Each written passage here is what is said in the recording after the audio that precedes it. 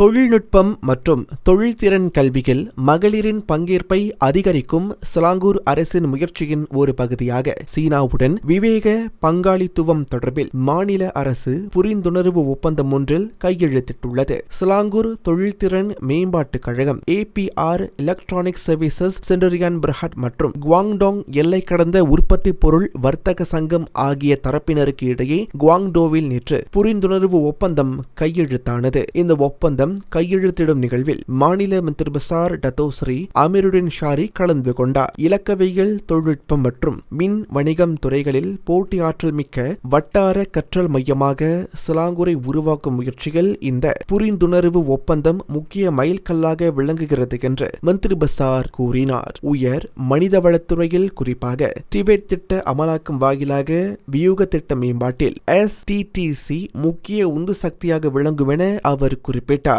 Guangdong woman polytechnic college உடன் இணைந்து women in Tibet முன்னெடுப்பை அமல்படுத்துவதன் வாயிலாக டிபெட் திட்டத்தில் பெண்களின் பங்கேற்பை அதிகரிப்பது இந்த பயணத்தின் முக்கிய நோக்கமாகும் என்றார் அவர்.